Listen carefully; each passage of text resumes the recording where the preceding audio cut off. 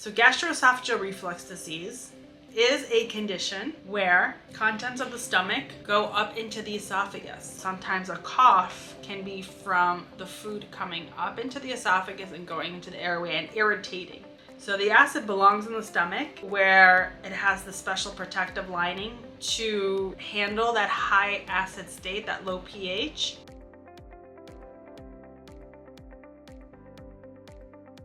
Hello everybody and welcome back to the Good Gut Feeling podcast, where we digest modern medicine with old world wisdom. Today we're going to talk about something so extremely common.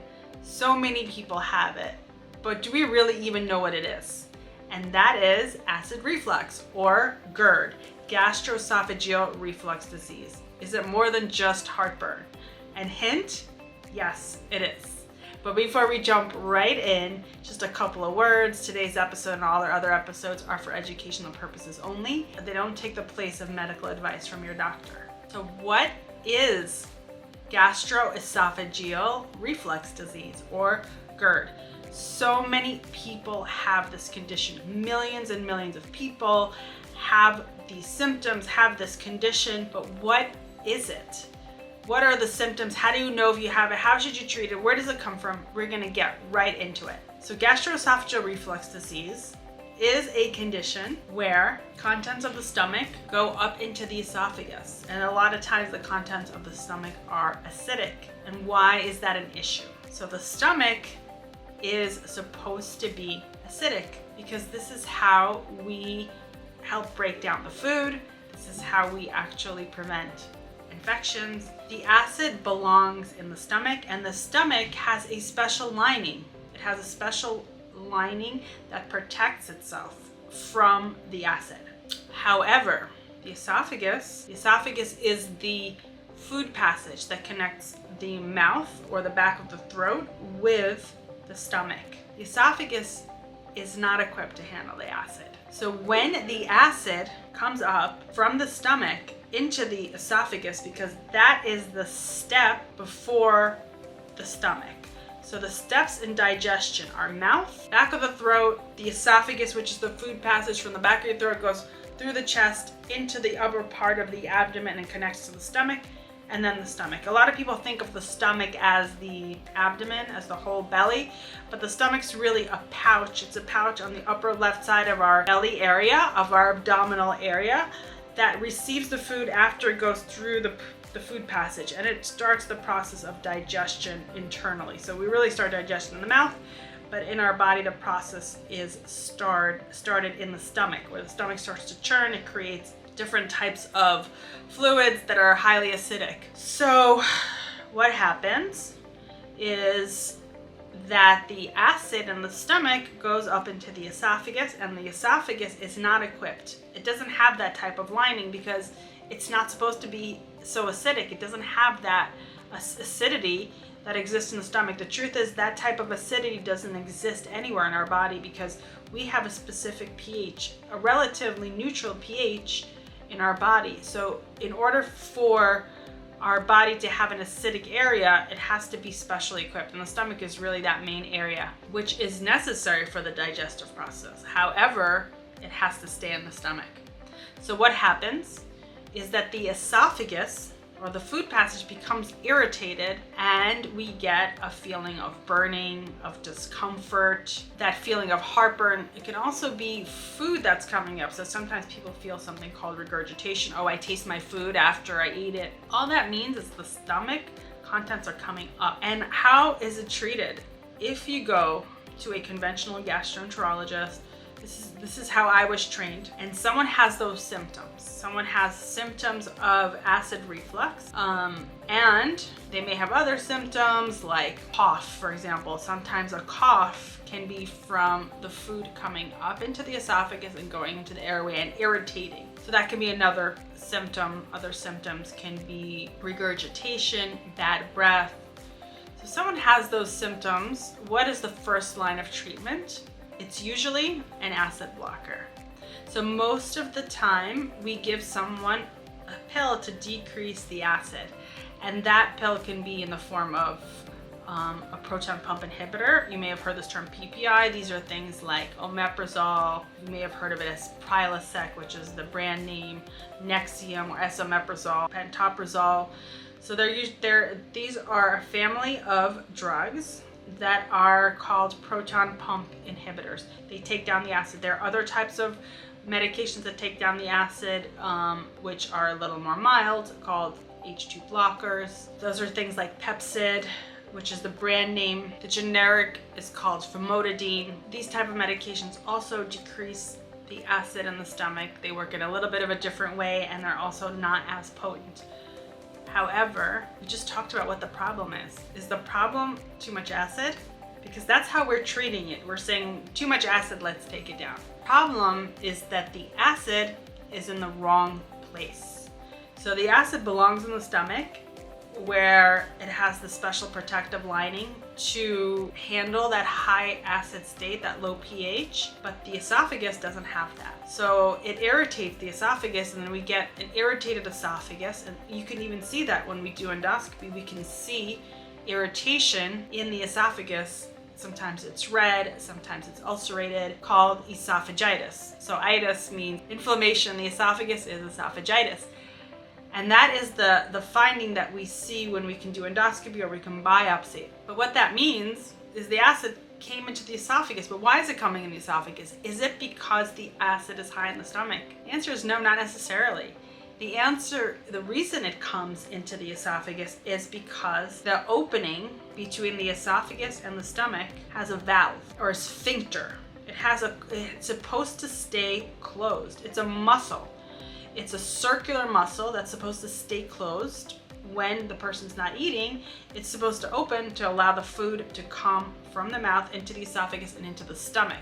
So we have a sphincter at the top and at the bottom of the esophagus that stays closed in the right time and opens when the food needs to get through. So the problem is not the acid. The problem is that it's in the wrong place. The acid migrated from the stomach into the esophagus because the sphincter was not properly closed. So the issue actually is not a high acid state. The issue is frequently the esophageal sphincter staying open. In fact, people feel reflux sometimes even without acidity. So does it make sense to treat it with an acid blocker? And does it work? So sometimes there is symptomatic relief, because let's say the acidity is caustic, it's irritating, and now we take it down, it's not so acidic, and so it doesn't irritate the esophagus so much, so people can feel better. So, and maybe many of you have felt better, but it doesn't solve the problem, and it may cause other problems because we need that acid, and that acid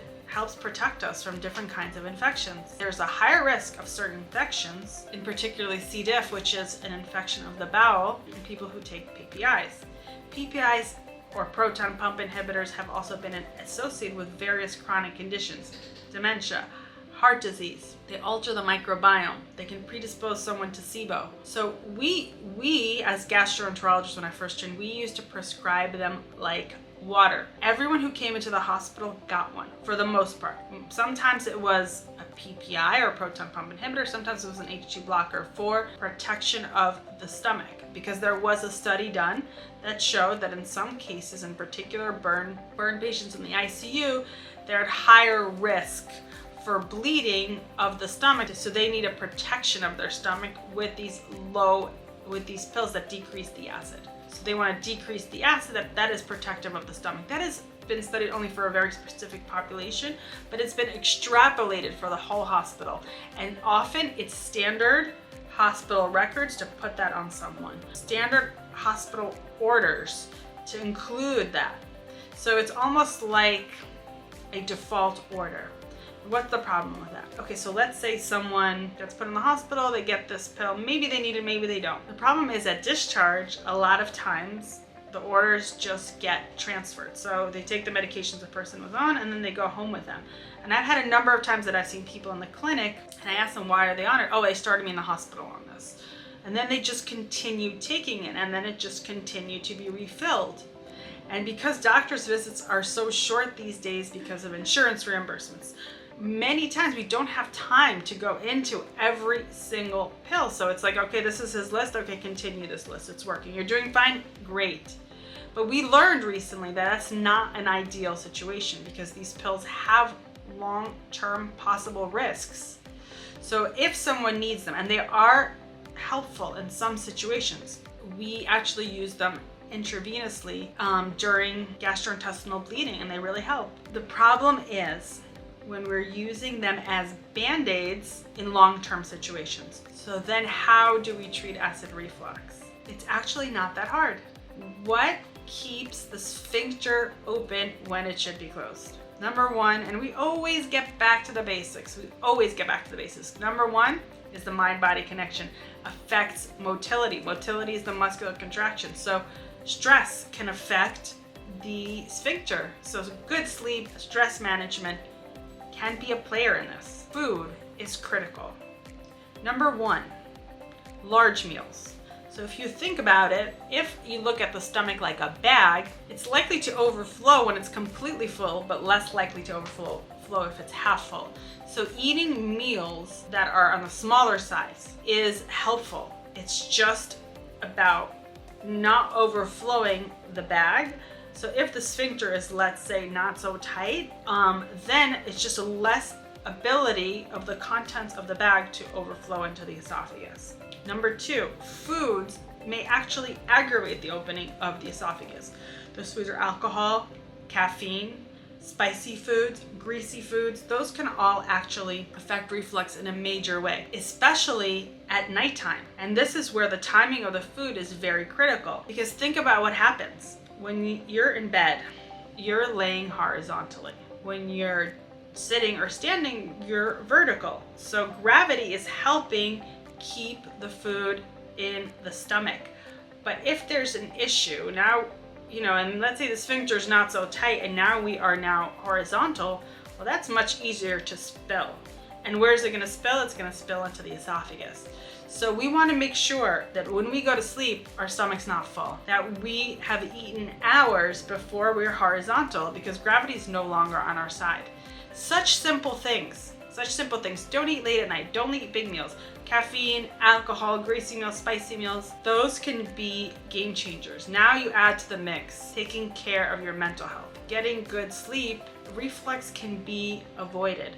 Weight loss is also key, because if we have a lot of mass on the abdomen pushing on the stomach, that allows things to just come up much more easily. So a thin person is actually at lower risk for reflux, but a person with a lot of weight, especially belly weight, that is an added force that can help push things out of the stomach into the esophagus. So yes, weight loss is also important. Weight loss is important. Food choices are important. Taking care of your mental health is important. Quick fix that we can use is elevating the head of the bed. So if you sleep, most of us sleep on a flat bed and then we have a pillow. So what does a pillow do? A pillow just kind of changes the angle of our neck. But the problem occurs in the upper abdomen, lower chest area. So what we want is actually something that's going to bring our back up. And so what we need is either a wedge, so not just a pillow for the neck, but a wedge to put under our back, so it actually elevates us a little bit at the waist. Options are putting a wedge actually under the bed. Sometimes people can actually just raise the bed and make the bed more of on a diagonal level. That's another option. Just quick fixes. Those are not solutions, but they can help the process. So remember, lots of things we can do. Don't eat late at night. Eat smaller meals. Don't eat foods that stimulate that process. And if we want to get to the root source, of the problem, it always falls into one of three categories for any condition. Is it the mind-body connection? Is it food? Or is it toxicity? Now with reflux, there are other possibilities that can also aggravate, for example, anatomical issues. So if someone's had any kind of surgeries, if there's some kind of pocket, for example, a diverticulum or a hiatal hernia, meaning if there are actual mechanical things, there's a mechanical and anatomical variations that can increase the risk. in which case we can use a system that we use here at Whole Gut Health, which is visceral manipulation, which can actually move the organs in a way to allow them to function best. So you're never doomed. There's great options for you. And treating reflux, it's not that hard. So gastroesophageal reflux, it's more than just heartburn, but it can be treated in so many ways, not just acid pills. So stay healthy, stay gutsy. If you like this, please find us on wholegut.com. We have so much great content, and I look forward to seeing you all next week.